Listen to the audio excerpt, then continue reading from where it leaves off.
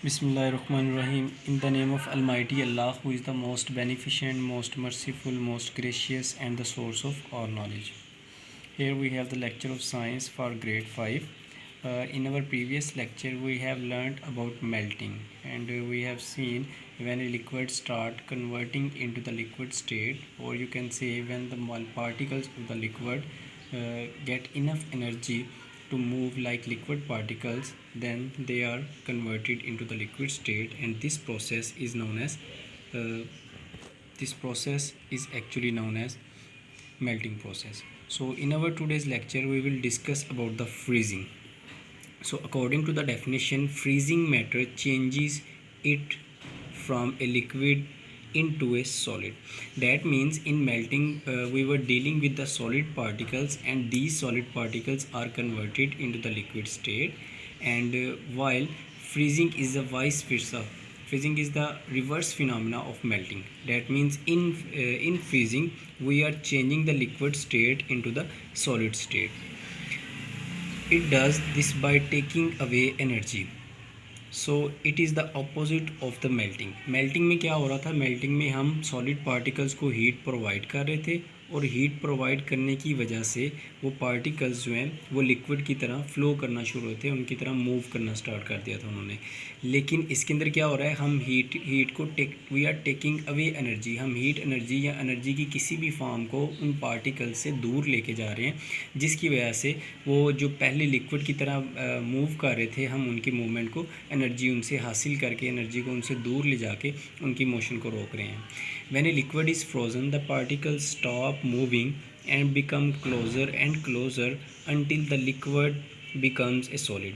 अब होता क्या है कि जो लिक्विड के अंदर जो पार्टिकल्स होते हैं, आपको बताया हुआ है, उनमें डिस्टेंस बहुत ज़्यादा होता है, उनमें वो मूव कर रहे होते हैं. इतना ज़्यादा डिस्टेंस नहीं होता, लेकिन सॉलिड के मुकाबले डिस्टेंस उनके अंदर ज़्यादा होता है, और वो मूव कर रहे होते हैं एक जगह से दूसरी जगह. वो आपस में कोलाइड भी कर रहे होते हैं, वो वॉल्स ऑफ कंटेनर्स के साथ भी कोलिजन जो है वो परफॉर्म कर रहे होते हैं.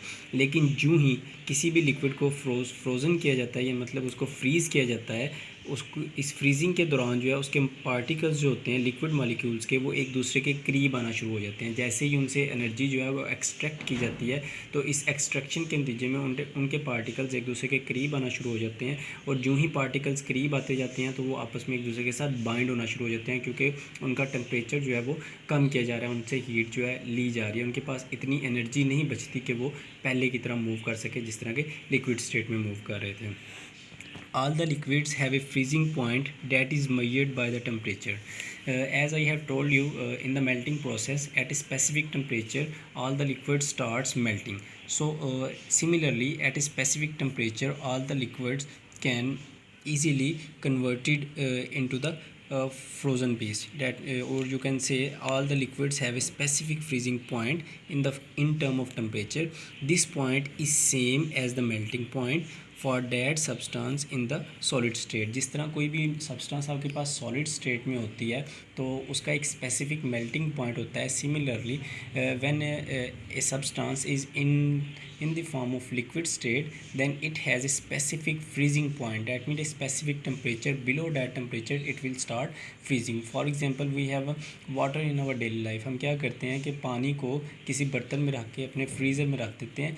सो वो उसको उसमें से हीट को एक्सट्रैक्ट करता है, उसको कूल करता है. Cooling process is actually the extraction of heat from the specific substance. तो वो पानी में से, वो रेफ्रिजरेटर जो है आपका, वो पानी में से हीट को एक्सट्रैक्ट करता है, और इसके नतीजे में जो वाटर पार्टिकल जो लिक्विड फॉर्म के अंदर होते हैं, वो एक दूसरे के करीब आके उनकी एनर्जी जो है वो थोड़ी हो जाती है, और वो एक दूसरे के साथ बाइंड होना शुरू हो जाते हैं. So Arthur is actually saying when the temperature of the liquid falls below this point, it turns into the solid state. कि जब भी आपका जो पानी जो आपने फ्रिज में रखा हुआ है उसका फ्रीजिंग पॉइंट होता है 0 डिग्री सेल्सियस. जब भी टेम्परेचर आपका 0 डिग्री सेल्सियस से नीचे जाता है, तो वो आपका पानी जो है लिक्विड स्टेट में जो होता है वो कन्वर्ट होना शुरू हो जाता है सॉलिड स्टेट के अंदर. So when you burn a candle the wax start to melt and when the temperature reaches about 60 degree Celsius. So here we have the common example of candle. As you can see, when candle is burnt, its wax start melting.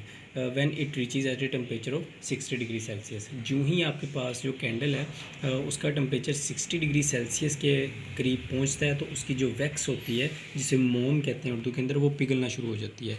और जैसे ही temperature जो है वो आपका 60 से थोड़ा सा भी नीचे गिरता है तो वो दोबारा से सॉलिड फॉर्म के अंदर कन्वर्ट हो जाती है, ठीक है। और ये विद इन सेकेंड्स जो है ये प्रोसेस जो है वो कंप्लीट हो जाता है।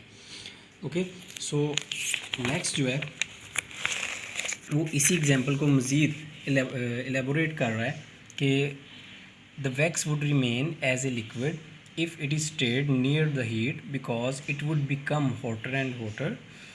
That means when the wax is nearer to the heat, it will become hotter and hotter and its temperature will be more than 60 degree, or you can say about 60 degree, so it will be converted into the liquid state. Okay, so मज़ीद क्या होगा कि अगर आपके पास जो है gravity की वजह से क्या होगा कि वो जो लिक्विड स्टेट में कन्वर्ट हुआ होता है वैक्स आपके पास, वो निचली डायरेक्शन के अंदर गिरना शुरू कर देता है। अब इस गिरने के अंदर क्या होता है कि जो ही वो 60 से एक पॉइंट भी, just single point, when the temperature falls just a single point, that means from 60 degree Celsius to temperature is converted about 59 और 58 degree Celsius, then this wax is again converted into the solid state.